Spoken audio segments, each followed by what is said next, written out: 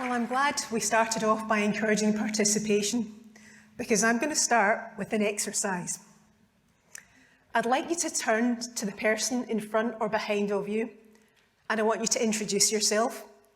And then I want you to tell that person that they're probably the most important person who ever has or who ever will live on this planet. Please.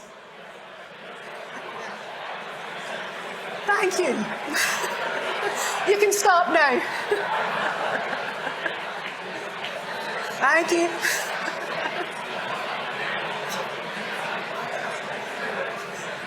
Thank you.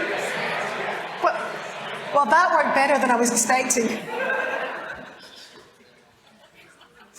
As you might have figured out from the accent, I come from Glasgow in Scotland. This is my family. I was the eldest of 4 children. You can see me up there in that fabulous denim waistcoat suit and the bowl cut. In fact, not a lot's changed really over about 40 years. My mother was stay-at-home for most of my childhood, and my father was a police officer.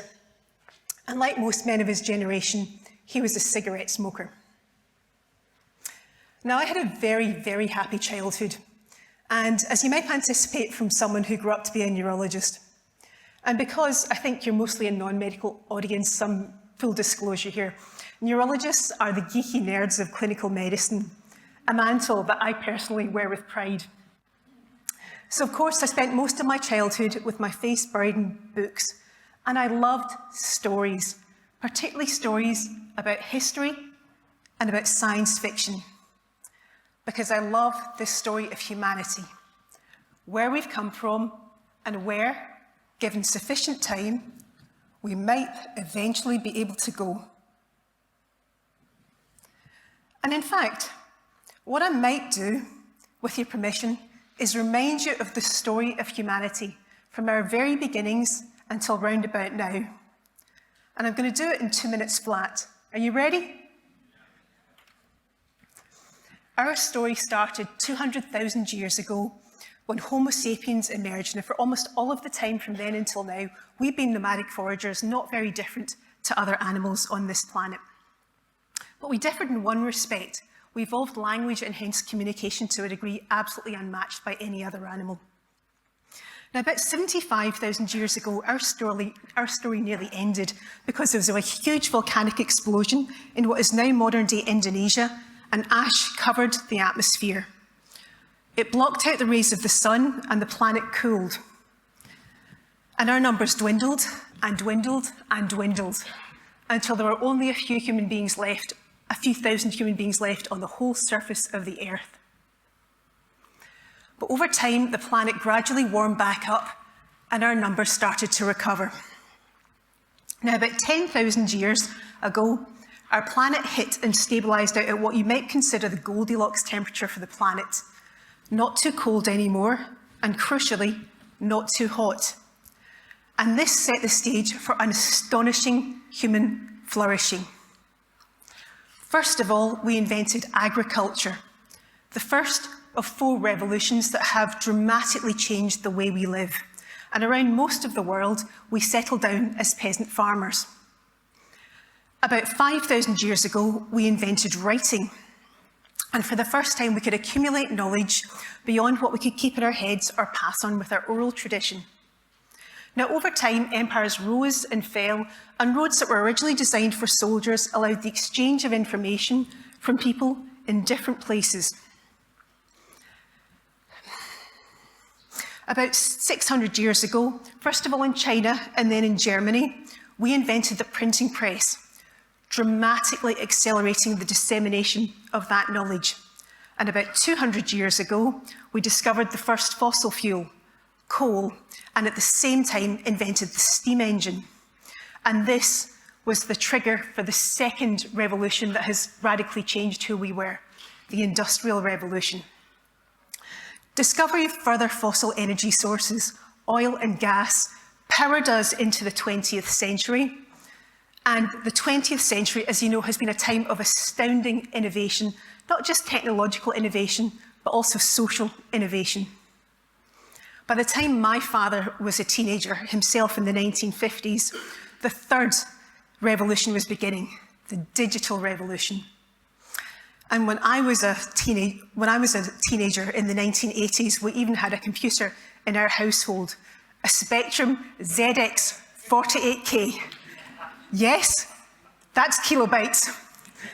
Laughably primitive compared to that smartphone in your pocket. Now, I've already mentioned that my father was a cigarette smoker. And when he was 45 years of age and I was just 15, he developed back pain. And he went into the hospital. And they thought at first that he had a kidney stone, but it turned out to be lung cancer. This is my father with my mother, the day after they'd both been told that he only has a few weeks left to live. And he did die, leaving behind a grieving widow and children that were absolutely devastated. It was a really, really hard time for my family and me. It was a very hard time, and honestly, it was the end of my happy childhood. Have you ever lost anyone that you really loved from something that should have been preventable? Now, a few years later, I went to medical school and started what was a very long journey to become a medical specialist. And on that journey, I saw the devastation that's caused by cigarette smoking, not just cancer, but heart disease, emphysema, strokes and dementia. Each one of them devastating a person and that person's family, and all of it preventable. But now we're in the 1990s, and at that stage, we'd known for 40 years that cigarettes were the cause of lung cancer. How on earth could smoking still be so prevalent even then? Well, to answer that, we need to look at how the tobacco industry responded when it became clear that their product killed half its users. They could have put people ahead of profit, and over time, gradually transitioned into other areas. But instead, confronted with evidence that cigarettes cause not just cancer, but a litany of diseases, the tobacco industry responded by doing everything that they could to delay the shift in public opinion and to delay regulation that they knew would erode their sales and profits. They funded junk science to pretend that cigarettes were safe, while employing an army of PR and advertising professionals to cast doubt on real science. They set up and funded multiple different organisations to make it look like that there were grassroots support for no tobacco regulation, while at the same time peddling a solution they knew to be completely fake, which was filter-tipped cigarettes, which gave the illusion, but not the reality of safety. And above all, they lobbied and donated endlessly to politicians to prevent the regulation that was going to cut into their profits.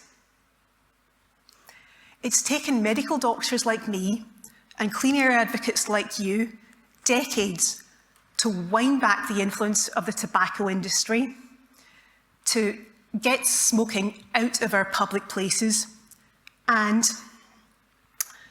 change the general perception of smoking from being something cool and adult to the dangerous, dirty habit we all recognise that it truly is. When I was 15, I lost my father to a sociopathic industry, and I couldn't save him. I couldn't save him from dying of something preventable.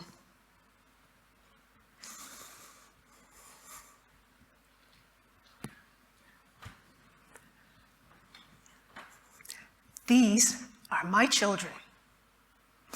They've been born into a time of incredible but unequal prosperity. They'll be able to live where they want, learn what they want, love who they want, and become who they want. They, along with the work that I do, are my personal contribution to and my stake in our collective future, the human story. And I couldn't be prouder of them. Who or what is yours? Now, my children are highly unlikely to smoke, or hopefully not vape, but Their future is at risk from another industry. Our modern civilization has been built on the energy from fossil fuels, coal, oil, and gas. And around about the same time that the tobacco industry were discovering their unpalatable truth, the fossil fuel industry were discovering that their business model had the potential to cause harm on a world-breaking scale. Fossil fuel companies' scientists told them in the 1950s and the 1960s that the burning of fossil fuels was going to cause accumulation of greenhouse gases in our atmosphere, trapping the sun's rays. Over time, this was going to cause the temperature of the planet to rise, ice caps to melt, and sea level to rise, and it would drive all manner of weather disasters. By the 1980s, there was not a skerrick of doubt about this. They knew for sure it was happening. And like the tobacco industry before them, they faced a choice: people or profit. And they made a choice so consequential that it could well determine the outcome of the human story. They chose profit. Like tobacco, they funded junk science websites and lobby groups to delay the regulation of fossil fuels, and also to change public perception so that we didn't see climate change as being a threat. They employed PR and advertising professionals to cast doubt on climate science and to create and to maintain public scepticism. They funded politicians to tell us that there was nothing to worry about, that it was all a big beat-up. Because they worked so hard back then to deliberately mislead us, we wasted decades arguing about whether or not climate change was real and lost the opportunity to head off the climate crisis. And now it's 2024. And right now, we're burning fossil fuels and creating greenhouse gas emissions at a higher rate than ever before in human history. And our world has warmed at least 1.2 degrees Celsius above the safe baseline climate that's existed for all of modern humanity's flourishing. And climate denial doesn't work anymore because evidence of climate change is everywhere, from record-breaking temperatures to floods, droughts, and cyclones of unprecedented severity, to bushfires like what we experienced in 2019-2020, and searing heat waves racing across the globe. These consequences are felt most severely in the third world, whose people have done the least of all of us to contribute to this problem. And these consequences will steadily escalate the longer we keep burning fossil fuels and emitting greenhouse gas emissions. As it is, we're currently on track for pushing 3 degrees Celsius, which will be absolutely catastrophic for human health, prosperity, and it threatens the very continuation of the greatest story ever told, which is the human story. This is where it always gets really dark, isn't it, when you talk about climate change? But there is really, really good news, because we already possess the technology to head off the climate crisis. Solar and wind, backed by pumped hydro and batteries, can give us all the energy we need on demand, replacing dirty fossil fuels. We can rewrite our future. We can make enormous reductions in greenhouse gas emissions this decade. And Australia, those are real emissions, not accounting tricks. And that's not all the good news that's out there. Because as a medical doctor, I'm really excited about what this is going to mean. Right now, fossil fuel air pollution, that's coal, oil and gas, is responsible for about 10 million premature deaths a year. 10 million. That's ahead of cigarette smoking. And that's because coal, oil and gas through air pollution cause cancer, heart disease, diabetes, osteoporosis, kidney disease, liver disease, stroke, dementia, miscarriage, infertility, it even lowers our children's IQ. And oil is the source of most plastic, which is clogging our waterways, our oceans and our rivers, and is now found in every organ in the human body, including the brain, our arteries, and in the developing fetus. Now, if for some reason I haven't sold you with the health benefits of the energy transition, how about the fact that there's more jobs going renewable? And renewable energy is already cheaper than fossil fuels. This is humanity's fourth ever revolution, going from fossil to renewable, and this one is awesome. Because not only is it going to make us richer, smarter, live longer, healthier, and have more jobs, if we do it fast enough, if we fast forward from fossil fuels, it's going to give us a safe and healthy future in the long term. This is humanity's fourth ever revolution, and it's absolutely awesome. But unlike the industrial, the agricultural, and the digital revolutions, we're on the clock on this one. Because we wasted decades arguing about whether or not climate change was real, climate scientists tell us that we currently have until the end of this decade to take fossil fuel emissions and greenhouse gas emissions to about 50% of where they are if we want a safe and livable future. Fossil fuel companies want fossil fuels and greenhouse gas emissions to come down like a feather, but we need them to drop like a stone. Because the faster we go, if we can fast forward from fossil fuels, that's going to impact on what otherwise is our future. You know, cities drowning, species being lost, people living or dying, the continuation or otherwise of the human story.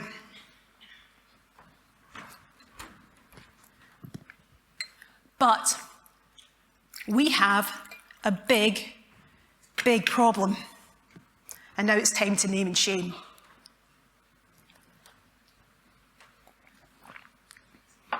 At this critical time in human history, the fossil fuel industry is not transitioning because their greed has no limits. Think about it. Any of these companies today could call a press conference and say, hey, it's 2024, and we've made a mozza over the past few decades supplying your energy needs. But if we want a safe, prosperous, and sustainable future for everybody, we have to change. So over the next 10 years, we're going to go from a 100% fossil fuel company to a 100% renewable energy company. No greenwashing, this is what we're doing. We'll take a short-term hit in profits, but we'll be there for decades to come supplying your energy needs. And you know what? They become heroes. But not one of them is doing anything like that. Instead, they're doing everything they can to slow the energy transition. And what's worse, they're expanding.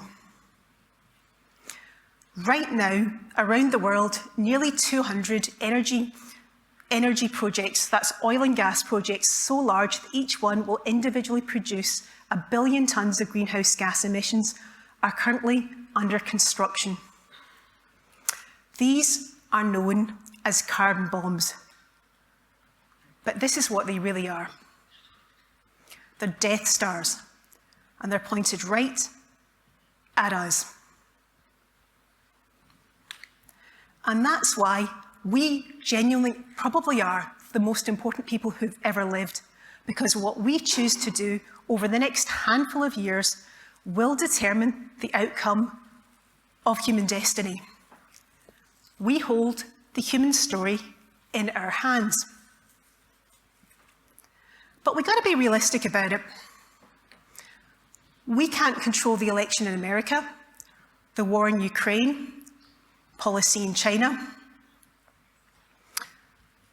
So with respect to the New Zealanders in the audience, I'm going to focus for the rest of this talk on Australia, because what we do here is so incredibly consequential. Living on the sunniest continent, yes, I realise this is Tasmania. Living in the sunniest continent on the planet, we could and should be leading the energy transition. But we are the third biggest fossil fuel exporter in the world after Russia and the USA. And the fossil fuel industry has us in a stranglehold. Do you think I'm joking? Let's think for a moment about the gas industry. We give away our gas practically for free to foreign-owned fossil fuel companies who pay us practically no tax on it. They export almost all of this, earning themselves billions in the process and selling a little bit back to us at absolutely outrageous prices. Now, when Australians complain about the cost of their energy bills, they tell us that the problem is that there's a shortage and they need to dig up more as opposed to, just a thought, exporting a fraction less. And they've been getting away with this absolutely outrageous behaviour for decades. So here are 5 lessons learned by the medical profession in our long fight against the tobacco industry that we could use to make an impact on the fossil fuel industry's power here in Australia. First of all, we've got to take away their social licence. I live in Western Australia, and oil and gas logos and influence is everywhere. Footy clubs, sporting events, arts festivals, theatre, opera, ballet, surf life-saving classes for children. They're all over our universities and they're in our museums, even our children's museum, SciTech, plastered with our logos. They do this to buy our approval and to embed themselves into our social fabric. We need to make it completely unacceptable for any of these institutions to touch fossil fuel money, the same way they'd never touch money from a tobacco company. And then we need to do what cities of Sydney, Yarra and Fremantle have already done and ban fossil fuel advertising. We need them off our airways, our televisions, the internet and our billboards. 2, we need to confront their lies and fake solutions. Now, honestly, there's a lot of lies going around in the fossil fuel industry, but the whopper, the absolute whopper, is that gas is a transitional fuel. Gas is a fossil fuel with exactly the same emissions as coal if you count the inevitable methane leaks in the processing as you turn it into LNG, liquefied natural gas. But this lie is the bedrock for a lot of other lies, including that we need gas to decarbonise, that Asia needs our gas to decarbonise, and that old favourite, we have a shortage. None of these are true. And then the favourite fake solution is carbon capture and storage. Now, carbon capture and storage is burying underground a little bit of the fossil fuel emissions that are made when they dig up fossil fuels in the first place. It doesn't meaningfully reduce emissions at all, and it's been around for over 3 decades. You'd think they'd have gotten it to work by now, right? It's not successful at all at reducing emissions, but this is the oil and gas equivalent of filter tip cigarettes. It gives the illusion of doing something meaningful, but not the reality. 3, we need to turn the narrative around. Because what fossil wants you to believe is that the energy transition has to be really, really hard and really, really expensive. And because of all of this, it needs to be slow because they want fossil fuels to float down like a feather when we need them to drop like a stone, because of course that locks in their profit. But we already have the tech solutions to do it. We know there's more jobs in renewable and fossil, and although of course there's going to be a cost, if we delay this, costs dramatically escalate, plus we're going to lock in dangerous global heating. Fossil fuels are 21st century tobacco.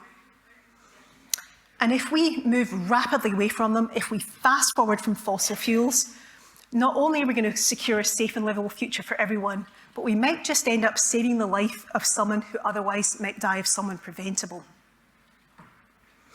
4. Now this one's your homework.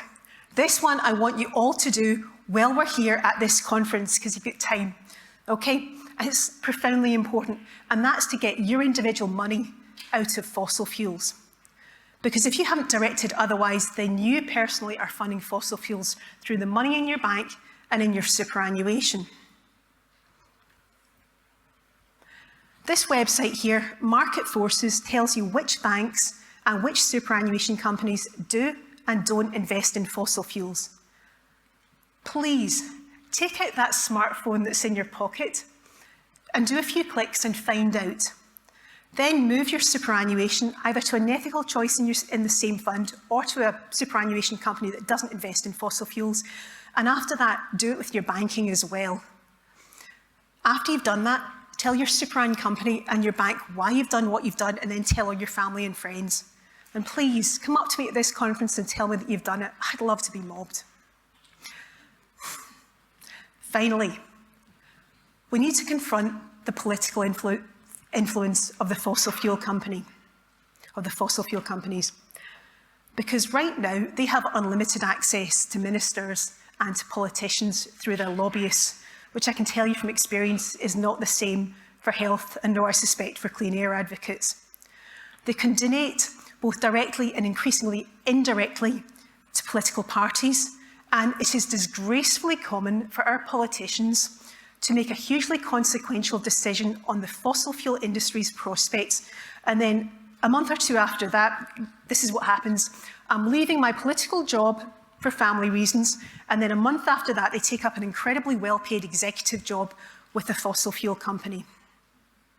That's practically a natural career progression where I come from in Western Australia. And what that means overall is that no matter who's in power, it's pretty much business as usual for this industry. Now, right now, the party in power is talking a good game, and to be honest, they're doing a bit of it, but they're allowing unlimited fossil fuel expansion, and they haven't yet fixed our broken environmental laws. The major party that's out of power isn't taking the climate emergency seriously at all. Instead, it's sproiking a nuclear solution that's so ridiculously expensive, slow, and impractical that all it's going to do is lock fossil fuels in for decades to come. And neither is addressing the nearly $15 billion in fossil fuel subsidies that Australian taxpayers pay every year to support that industry. However, the fossil fuel industry hasn't captured all of our political choices, which makes how we vote in upcoming state and federal elections so incredibly consequential. Because when politicians understand that support for the fossil fuel industry makes them personally unelectable, we are finally going to see cracks in the power of the most dangerous and destructive industry on earth.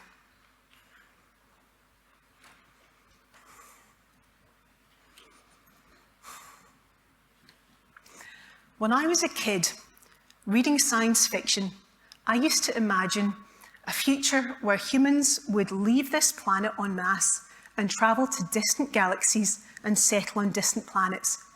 And if you look at our amazing 10,000-year history, that is exactly where we're going, through our imagination and our ingenuity. Are we going to give this up so that the fossil fuel industry can profit for just a few more years?